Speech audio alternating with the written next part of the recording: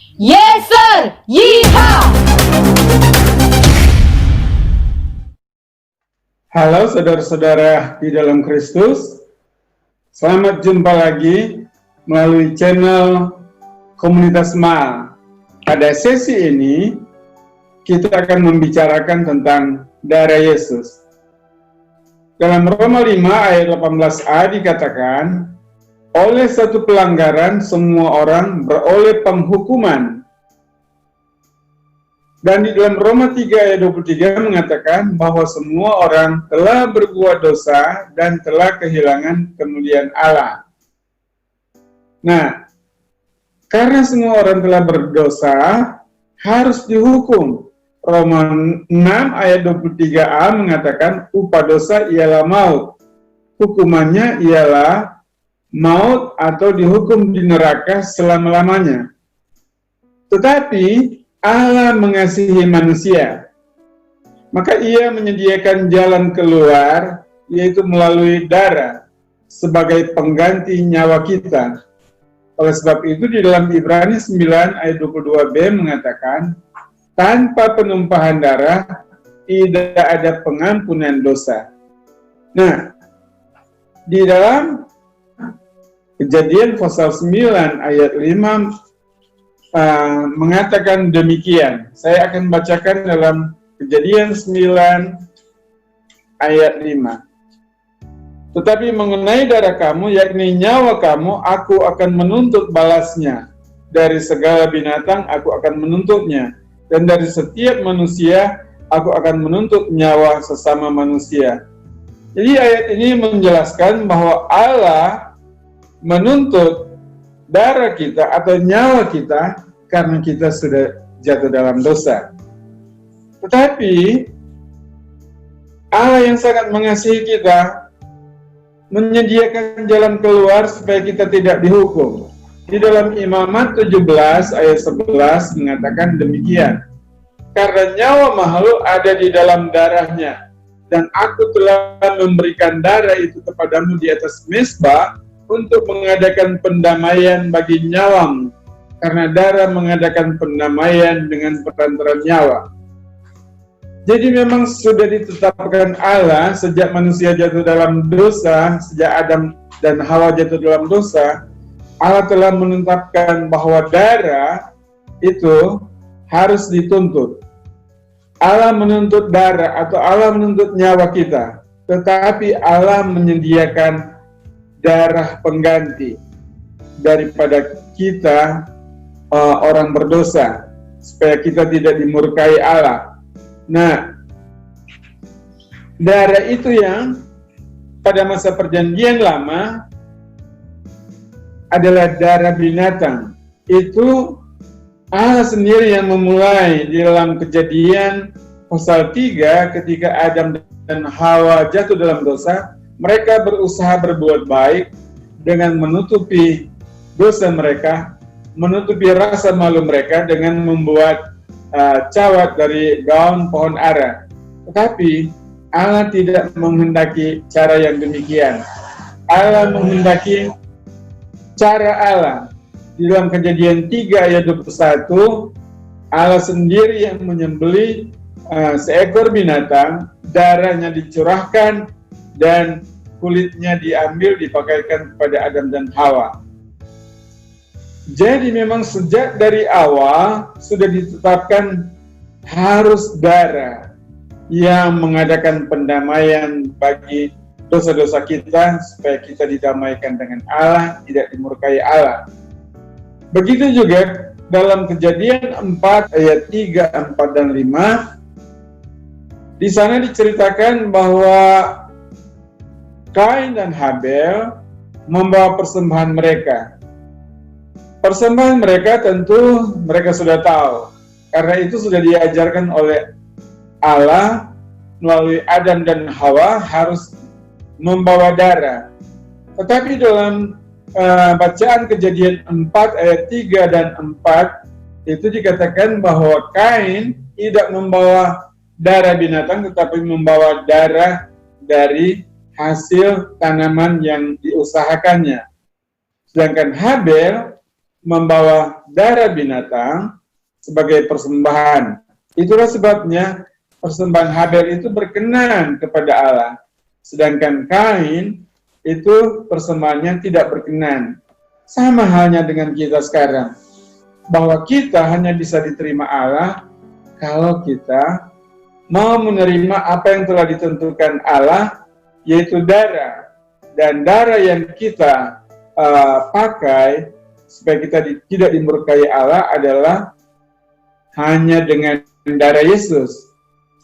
Itu sebabnya kita lihat sepanjang perjanjian lama, kita lihat juga di dalam Keluaran pasal 12 ayat 6 dan 7 pada waktu Paskah, waktu bangsa Israel akan keluar dari Mesir karena mereka itu diperbudak oleh bangsa Mesir, yaitu orang-orang Israel itu harus keluar dari Mesir karena karena dituntun oleh Allah.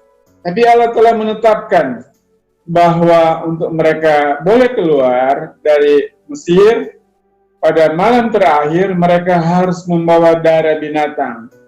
Darah binatang itu harus disembelih oleh setiap keluarga atau beberapa keluarga menyediakan 1 ekor domba, dan darahnya itu harus dioleskan di kedua tiang pintu dan pada bagian atas dari pintu. Dan dengan demikian, setelah itu dilakukan oleh orang-orang Israel, tidak ada seorang pun di dalam rumah orang-orang Israel yang kena malapetaka. Sedangkan orang-orang Mesir yang tidak melakukan hal yang diperintahkan Allah, itu setiap rumah ada yang mengalami kematian. Itu seterusnya selama perjanjian lama. Kita lihat juga contoh pada hari raya pendamaian di dalam Imamat 16 ayat 18 dan 19. Itu juga setiap kali mereka merayakan hari raya pendamaian, orang-orang Israel harus membawa darah binatang, yakni domba atau kambing, untuk dipersembahkan, dibawa kepada imam untuk disembelih, supaya mereka tidak dimurkai Allah. Mereka didamaikan dengan Allah melalui cara yang telah ditetapkan oleh Allah. Tetapi darah binatang yang dicurahkan selama perjanjian lama itu tidak dapat menghapus dosa, karena itu hanyalah lambang, hanyalah bayangan dari darah Yesus. Itu yang dikatakan dalam Ibrani 10 ayat 4 yang mengatakan tidak mungkin darah lembu jantan atau darah domba jantan dapat menghapuskan dosa. Nah, jadi semua darah yang dipersembahkan oleh orang-orang percaya pada masa perjanjian lama itu hanyalah bayangan dari darah Yesus.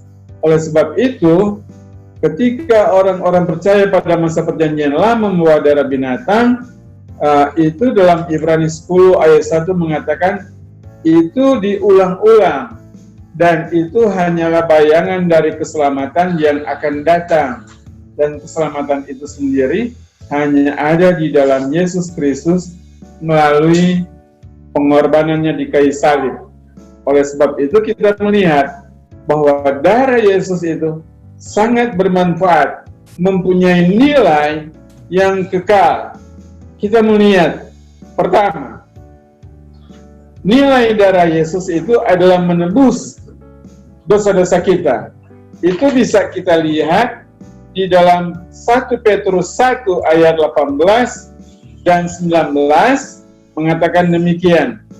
Sebab kamu tahu bahwa kamu telah ditebus dari cara hidupmu yang sia-sia, yang kamu warisi dari nenek moyangmu, itu bukan dengan barang yang fana, bukan pula dengan perak atau emas, melainkan dengan darah yang mahal, yaitu darah Kristus, yang sama seperti darah anak domba yang tak bernoda dan tak bercacat. Jadi semua dosa kita ditebus, dibayar dengan darah yang mahal. Darah Yesus itu lebih mahal dari segala ciptaan yang diciptakan oleh Allah di dalam Yesus Kristus. Di dalam 1 Korintus 6 ayat 19 dan 20 mengatakan demikian. Tidak tahukah kamu bahwa tubuhmu adalah bait Roh Kudus yang diam di dalam kamu, Roh Kudus yang kamu peroleh dari Allah, dan bahwa kamu bukan lagi milik kamu sendiri, sebab kamu telah dibeli dan harganya telah lunas dibayar. Jadi menurut ayat ini, semua dosa kita telah dibayar lunas. Tidak ada satu dosa yang harus kita bayar. Setiap orang yang akan masuk surga, tidak ada satu dosa pun yang dia harus bayar, karena itu dibayar oleh Yesus sendiri. Kenapa Yesus yang membayar dosa kita? Karena kita tidak dapat menebus dosa kita sendiri.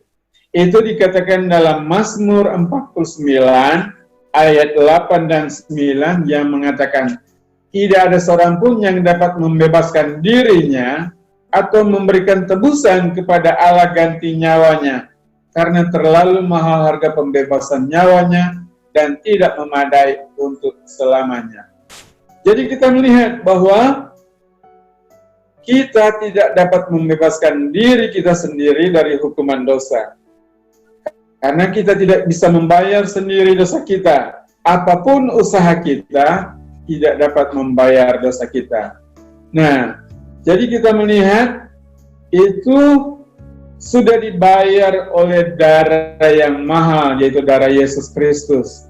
Oleh sebab itu kita melihat bahwa dosa-dosa kita sudah dibayar mahal. Oleh sebab itu kita harus menghargai pengorbanan Yesus di atas kayu salib yang sudah membayar lunas semua dosa kita.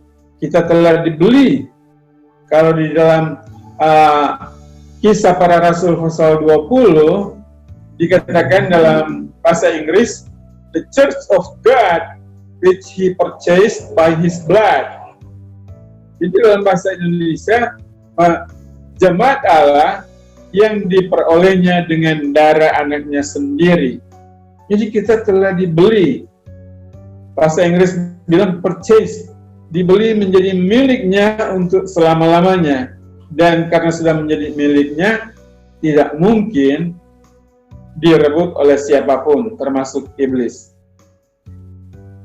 Nilai dari darah Yesus yang berikut kita bisa melihat bahwa darah Yesus itu membenarkan orang berdosa. Kalau dinyatakan oleh Allah sebagai orang benar, pasti kita bisa masuk surga. Sama dengan di pengadilan.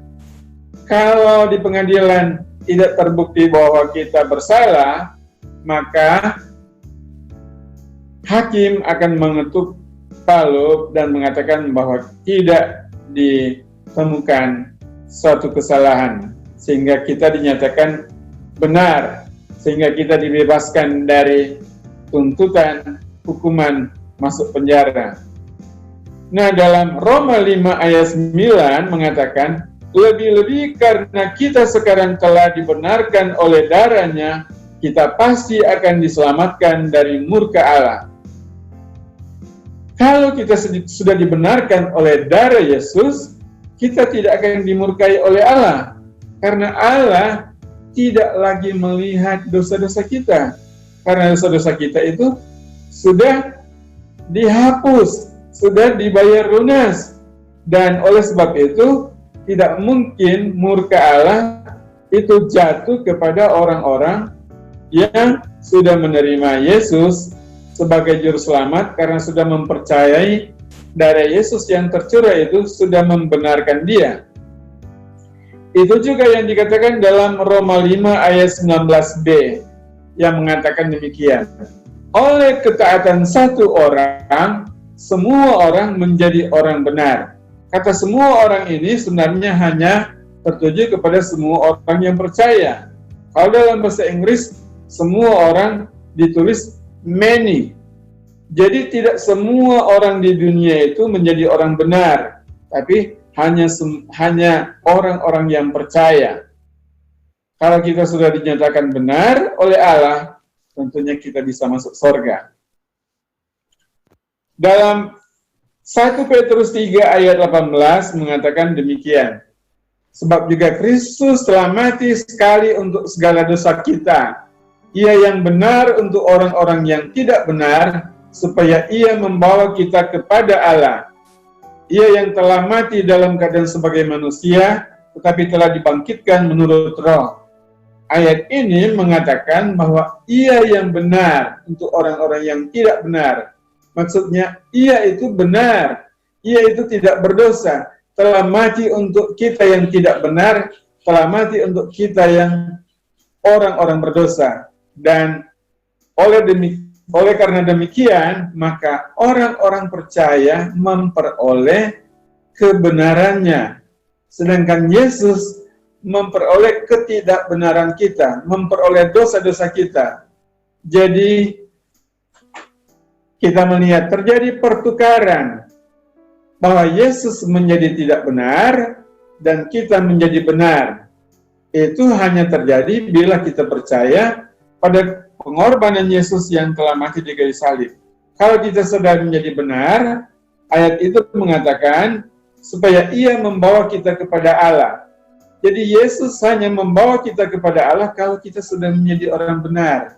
Dengan menerima kebenaran yang diberikan oleh Allah melalui Yesus Kristus. Itu juga yang dikatakan dalam 2 Korintus 5 ayat 21. Ia mengatakan demikian. Dia yang tidak mengenal dosa telah dibuatnya menjadi dosa karena kita, supaya di dalam dia kita dibenarkan oleh Allah. Ayat ini juga adalah satu ayat yang bagus sekali, yang menggambarkan terjadinya substitusi atau pergantian, di mana dia yang tidak mengenal dosa atau tidak berdosa menjadi dosa karena dosa kita, dan kita yang percaya menjadi benar di hadapan Allah. Sehingga dengan demikian kita yang percaya, kalau kita sudah dibenarkan oleh Allah, kita boleh masuk surga. Di dalam Filipi pasal 3 ayat 9 menjelaskan begini. Berada dalam dia bukan dengan kebenaranku sendiri karena mentaati hukum Taurat, melainkan dengan kebenaran karena kepercayaan kepada Kristus, yaitu kebenaran yang Allah anugerahkan berdasarkan kepercayaan.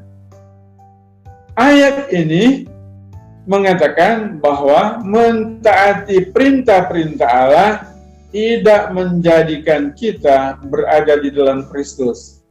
Taat atau setia melakukan perintah-perintah Allah tidak menjadikan kita berada di dalam Tuhan Yesus. Berarti orang yang taat, orang yang setia pada perintah-perintah Allah, tapi dia tidak berada di dalam Yesus, dia akan dihukum di lautan api. Nah, Filipi 3 ayat 9 mengatakan, selanjutnya di dalam kalimat yang berikut, di dalam kalimat yang kedua, melainkan dengan kebenaran karena kepercayaan kepada Kristus. Jadi kalau kita percaya kepada Kristus yang sudah mati di kayu salib, maka kita menjadi orang benar. Oleh Filipi 3 ayat 9. Selanjutnya dalam Filipi 3 ayat 9, dalam kalimat yang ketiga dikatakan, yaitu kebenaran yang Allah anugerahkan berdasarkan kepercayaan. Jadi berdasarkan kepercayaan kita kepada Yesus yang mati karena dosa-dosa kita, ayat itu mengatakan, di kalimat ketiga mengatakan, kita diberikan anugerah kebenaran oleh Allah. Jadi kebenaran yang Allah terima bukan kebenaran yang kita peroleh karena mentaati perintah-perintah Allah, seperti yang dilakukan oleh orang-orang Israel. Di dalam Roma pasal 10 ayat 1, 2, dan 3, dalam ayat 1 Paulus menghendaki supaya bangsanya, supaya orang-orang Israel diselamatkan. Di Roma pasal 10 ayat 2 mengatakan, Paulus juga mengatakan demikian. bahwa dia memberikan kesaksian bahwa mereka sungguh-sungguh giat kepada Allah. Artinya sungguh-sungguh taat, sungguh-sungguh setia melakukan perintah-perintah Allah. Tetapi mereka ditolak. Mengapa? Karena mereka tidak mengenal kebenaran Allah. Itu dikatakan dalam ayat 3. Yaitu mereka mendirikan kebenaran sendiri melalui perbuatan-perbuatan baik, atau melalui perintah-perintah Allah yang mereka lakukan dengan ketaatan mereka. Tetapi kebenaran Allah mereka tolak. Mari kita beralih pada nilai darah Yesus atau manfaat darah Yesus yang berikut, yaitu pengudusan. Mengapa demikian? Karena Allah itu kudus. Itu dikatakan dalam Imamat 11 ayat 44 dan 45, panjang sekali ayatnya, tetapi saya akan simpulkan saja dalam ayat 44 dikatakan, haruslah kamu kudus sebab aku ini kudus. Jadi kalau kita tidak menjadi kudus sama dengan Allah, kita tidak bisa diterima Allah. Kita tidak bisa diterima menjadi anak Allah, kita tidak bisa bergaul dengan Allah. Apakah melalui doa kita tidak bisa dijawab oleh Allah, dan kita tidak bisa masuk surga karena kita tidak menjadi kudus sama dengan Allah. Nah, Allah menuntut supaya kita kudus sesuai dengan standar Allah. Tetapi tidak mungkin kita menjadi kudus sama dengan Allah dengan ketaatan kita.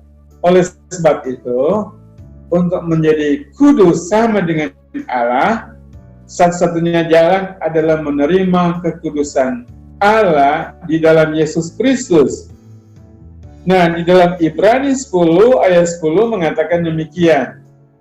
Karena kehendaknya inilah kita telah dikuduskan satu kali untuk selama-lamanya oleh persembahan tubuh Yesus Kristus. Jadi kalau kita percaya Yesus sudah mempersembahkan tubuhnya di kayu salib untuk kita, maka terjadi pergantian atau terjadi pertukaran. Maka kekudusan Allah ditukarnya dengan dosa-dosa kita. Yesus menjadi dosa dan harus dihukum karena dosa-dosa kita, dan kita yang percaya menerima kekudusannya. Dan kekudusan yang kita terima ini berlangsung selama-lamanya, tidak pernah hilang. Kekudusan ini itu tidak dipengaruhi oleh kinerja kita, karena kinerja kita itu menurut Yesaya 64 ayat 6, kinerja kita itu adalah kain kotor. Dia mengatakan sendiri seperti berikut, kami sekalian seperti seorang najis dan segala kesalehan kami seperti kain kotor. Apa itu saleh? Saleh itu adalah ketaatan melakukan perintah-perintah Allah, rajin berdoa, rajin beramal, tapi semua itu adalah kain kotor di mata Allah. Mengapa demikian? Karena kesalehan kita itu bercampur baur dengan motif-motif kita yang salah, atau hal-hal yang lainnya yang membuat itu tercemar, sehingga menjadi kain kotor. Nah, seterusnya, darah Yesus juga itu mempunyai nilai untuk dapat menyucikan kita. Karena apa? Tuntutan Allah itu yaitu supaya kita suci, bersih, tidak bernoda. Dan Allah hanya menerima kita menjadi anak-anaknya itu kalau kita itu suci. Tapi bagaimana kita menjadi orang suci?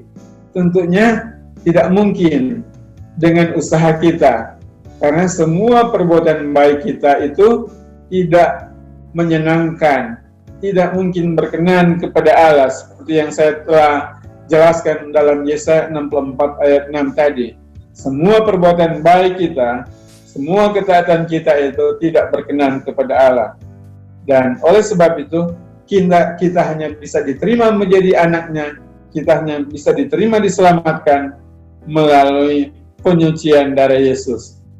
Itulah yang dikatakan oleh 1 Yohanes 1 ayat 7b mengatakan, dan darah Yesus anaknya itu menyucikan kita daripada segala dosa.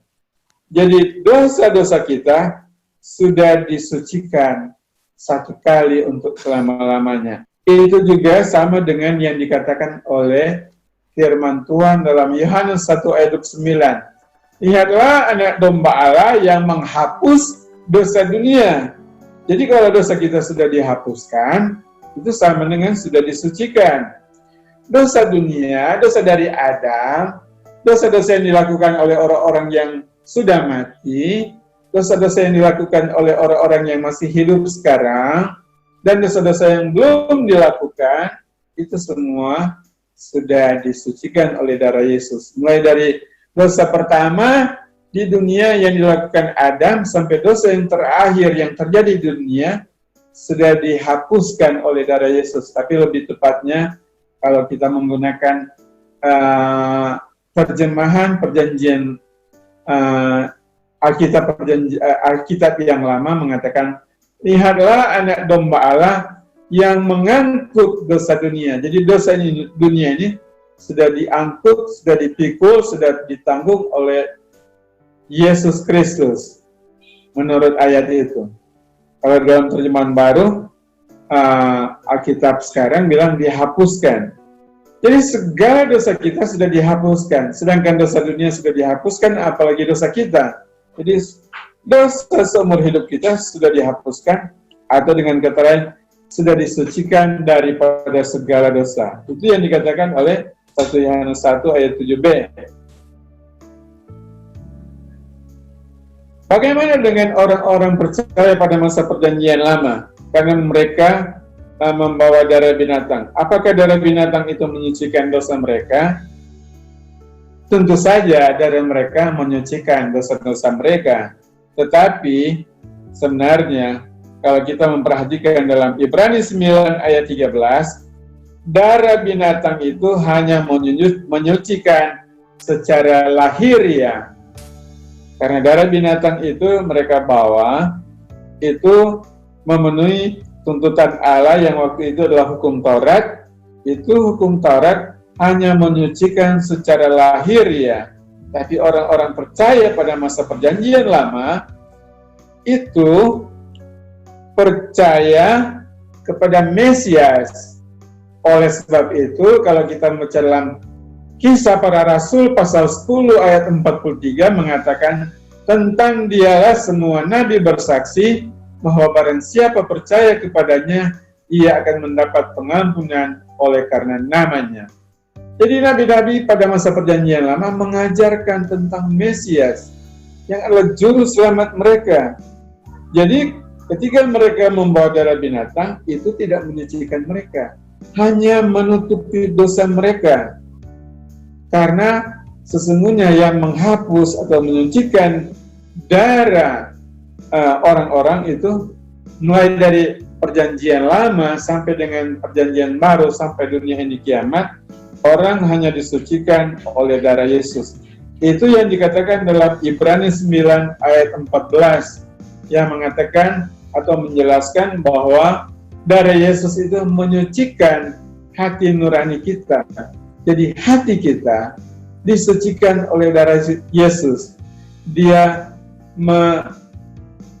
membuat orang yang percaya hatinya disucikan, hatinya dihapuskan dosanya. Allah tidak melihat dosa-dosanya lagi.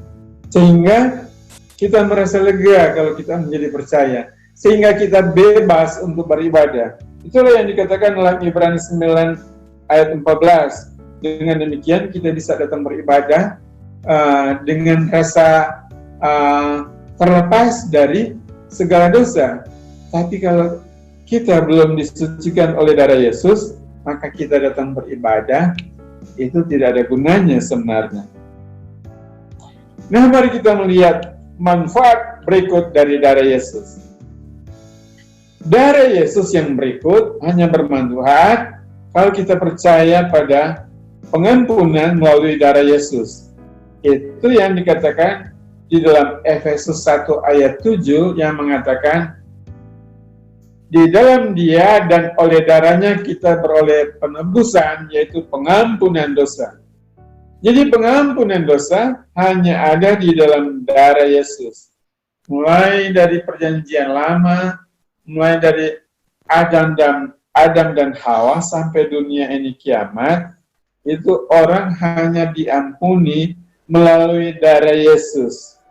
Karena darah yang dibawa oleh orang-orang percaya pada masa perjanjian lama itu hanya menutupi dosa, tapi tidak menghapus dosa. Itu sama aja kalau kita menaruh makanan di atas meja dan ditutup dengan tutup saji, dan di atas tutup saji itu kita taruh taflak meja atau ditutup dengan kain, maka tidak akan kelihatan nasi yang ada di bawah tutup saji, tapi nasinya tetap ada di atas meja. Tetapi kalau dikatakan dosa kita dihapuskan, itu tidak ada lagi. Kalau dosa hanya ditutupi, berarti masih ada. Jadi sepanjang perjanjian lama, dosa-dosa mereka tetap ada karena hanya ditutupi. Nanti ketika darah Yesus itu tercurah, baru dosa-dosa mereka tidak ada lagi, terhapus. Oleh sebab itu, di dalam Roma pasal 4 ayat 7, Raja Daud mengatakan, karena Daud itu hidup pada masa perjanjian lama, hidup pada masa Taurat, dia mengatakan seperti berikut: berbahagialah orang yang ditutupi dosa-dosanya. Jadi dia berbahagia, tapi dosanya tetap ada. Nanti terhapus ketika darah Yesus atau Mesias yang ditunggu-tunggunya tercurah darahnya di atas kayu salib. Oleh sebab itu kita melihat bahwa tidak mungkin darah binatang itu dapat menghapuskan dosa. Itu yang dikatakan dalam Ibrani 10 ayat 4. Karena memang hanya melalui penumpahan darah ada pengampunan dosa, tetapi bukan melalui darah binatang, tapi hanya melalui darah Yesus. Itu yang dikatakan dalam Ibrani 9 ayat 22. Tanpa penumpahan darah tidak ada pengampunan dosa. Jadi kalau kita tidak menerima pengampunan dosa melalui darah Yesus, kita tidak bisa diterima oleh Allah. Kemudian, darah Yesus bukan hanya menebus, membenarkan, menguduskan, menyucikan kita serta mengampuni, tapi juga merupakan pendamaian bagi kita. Karena kita semua adalah orang berdosa. Karena orang berdosa itu dimurkai Allah. Supaya dia tidak dimurkai Allah, maka dia harus didamaikan oleh Allah. Dan itu hanya terjadi melalui darah Yesus. Oleh sebab itu kita bisa membaca dalam Kolose pasal 1 ayat 20 bagian B mengatakan, Ia mengadakan pendamaian oleh darah salib Kristus. Jadi hanya karena darah salib Kristus kita didamaikan dengan Allah. Jadi murka Allah itu sudah terlaksana, tapi tidak dilampiaskan kepada kita, tetapi dilampiaskan oleh Allah kepada pengganti kita. Allah melampiaskan kemarahannya, Allah melampiaskan murkanya kepada kita, tetapi itu dilampiaskan kepada pengganti kita, yaitu Yesus Kristus, sehingga ganti daripada murka Allah, kita didamaikan dengan Allah. Itulah yang dikatakan oleh Roma 3 ayat 25. Mari kita lihat Roma 3 ayat 25 yang mengatakan sebagai berikut. Kristus Yesus telah ditentukan Allah menjadi jalan pendamaian karena iman dalam darahnya. Jadi kalau kita tidak beriman dalam darahnya yang telah tercurah di atas kayu salib, maka kita tidak akan didamaikan dengan Allah. Karena Kristus Yesus telah ditentukan Allah sejak dari Adam dan Hawa menjadi jalan pendamaian. Itu yang kita bisa baca dalam Kejadian pasal 3 ayat 15 yang mengatakan demikian. Aku akan mengadakan permusuhan antara engkau dan perempuan ini, antara keturunanmu dan keturunannya. Keturunannya akan meremukkan kepalamu, dan engkau akan meremukkan tumitnya. Jadi kita lihat bahwa keturunan perempuan, itu kalau bahasa Inggris, her seed, itu hanya satu, singular. Nah, dia adalah Yesus Kristus yang telah ditentukan sejak dari awal untuk menjadi jalan pendamaian bagi kita dengan Allah. Karena kita semua telah menjadi orang berdosa, karena kita menerima itu dari nenek moyang kita, Adam dan Hawa, yang telah menurunkan dosa itu kepada kita. Itu yang dikatakan dalam Roma pasal 5. Roma pasal 5 ayat 12 mengatakan, sebab itu sama seperti dosa telah masuk ke dalam dunia oleh satu orang, dan oleh dosa itu juga maut. Demikian maut itu telah menjalar kepada semua orang, karena semua orang telah berbuat dosa. Jadi dosa telah menjalar kepada semua orang melalui satu orang, yaitu Adam sendiri. Kita terus. Nah, kalau kita mau didamaikan dengan Allah, kita harus menerima Yesus sebagai juru selamat yang telah mendamaikan kita dengan Allah.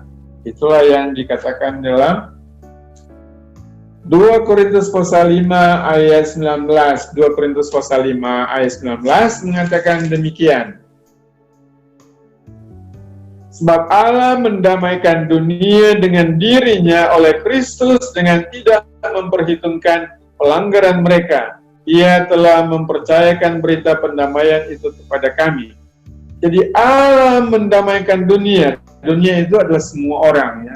Mulai dari Adam sampai orang yang terakhir lahir di dunia itu hanya didamaikan dengan Allah melalui Yesus Kristus. Sebab Allah mendamaikan dunia dengan dirinya oleh Kristus dengan tidak memperhitungkan pelanggaran mereka. Jadi Allah tidak memperhitungkan pelanggaran-pelanggaran mereka. Siapa mereka? Semua orang berdosa. Semua orang berdosa yang percaya, maka orang-orang percaya tidak diperhitungkan Allah dosa-dosa mereka. Karena dosa-dosa orang percaya diperhitungkan Allah kepada Yesus Kristus. Oleh sebab itu, bagi orang yang ada di dalam Kristus tidak ada lagi penghukuman. Demikianlah yang dikatakan dalam Roma 8 ayat 1 yang mengatakan, demikianlah sekarang tidak ada penghukuman bagi mereka yang ada di dalam Kristus Yesus. Nah, di dalam Efesus pasal 2 ayat 15 dan 16 juga mengatakan hal yang sama. Efesus pasal 2 ayat 15 dan 16 mengatakan demikian. Sebab dengan matinya sebagai manusia, dia telah membatalkan hukum Taurat dengan segala perintah dan ketentuannya untuk menciptakan keduanya menjadi satu manusia baru di dalam dirinya, dan dengan itu mengadakan damai sejahtera. Jadi Yesus yang mati di kayu salib, dia membatalkan hukum Taurat yang adalah tuntutan Allah kepada kita, tapi karena kita tidak dapat memenuhi tuntutan Allah ini untuk taat pada perintah-perintah Allah, maka pengganti kita Yesus Kristus, dia telah menggenapkan hukum Taurat, bahkan dia mati di kayu salib. Untuk apa? Untuk menjadikan satu manusia baru. Siapa dia? Siapa itu manusia baru? Itu adalah gereja. Itu adalah gereja. Itu bisa kita lihat dalam ayat 16. Dan untuk memperdamaikan keduanya di dalam satu tubuh. Satu tubuh itu gereja. Dengan Allah oleh salib, dengan melenyapkan perseteruan pada salib itu. Jadi orang berdosa adalah setru Allah. Tapi ketika dia percaya pada darah Yesus, maka dia menjadi tubuh Kristus, menjadi anggota tubuh Kristus, menjadi gereja atau menjadi anggota gereja. Dan yang terakhir, kita melihat bahwa darah Yesus adalah satu-satunya jalan masuk untuk bisa diterima Allah. Itu dalam Ibrani 10 ayat 19 mengatakan, jadi saudara-saudara, oleh darah Yesus, kita sekarang penuh keberanian dapat masuk tempat kudus. Jadi untuk masuk ke tempat kudus itu ada di sorga. Untuk datang di sorga, kita hanya bisa datang melewati darah Yesus. Itu yang dikatakan oleh ayat tadi, yang mengatakan, jadi saudara-saudara, oleh darah Yesus kita sekarang penuh keberanian dapat masuk ke tempat kudus. Demikian juga kalau kita datang kepada Allah waktu ibadah di gereja, atau di rumah, atau datang berdoa di kamar, kita datang kepada Allah, kita hanya datang diterima oleh Allah melalui darah Yesus, bukan karena kinerja kita yang baik, bukan karena perbuatan kita yang baik, karena perbuatan baik kita itu adalah kain kotor, tidak bisa diterima Allah. Oleh sebab itu, kita hanya bisa diterima Allah melalui darah Yesus. Itulah yang dikatakan oleh Efesus 3 ayat 12. Efesus 3 ayat 12 mengatakan demikian. Di dalam Dia kita beroleh keberanian dan jalan masuk kepada Allah dengan penuh kepercayaan oleh iman kita kepadanya. Saudara, kita hanya ada penuh kepercayaan kepada diri sendiri untuk datang kepada Allah kalau kita beriman kepada darah Yesus. Kalau kita mengandalkan perbuatan baik kita atau kinerja kita yang baik, kita tidak akan berani. Oleh sebab itu ayat ini mengatakan kita beroleh keberanian. Jadi kita hanya berani karena kita yakin darah Yesus sudah menyucikan atau menghapuskan dosa kita. Yang datang kepada Allah hanyalah orang suci yang sudah disucikan oleh darah Yesus. Dan kita juga hanya bisa masuk melalui darah. Ini adalah jalan masuk kepada Allah. Jadi jalan masuk kepada Allah untuk bisa diterima Allah, baik di sorga maupun kita diterima Allah. Kalau kita beribadah atau berdoa, itu hanya melalui darah Yesus, bukan berdasarkan kinerja kita. Demikianlah topik darah Yesus. Nah, sesi ini sampai di sini dulu. Sampai bertemu kembali.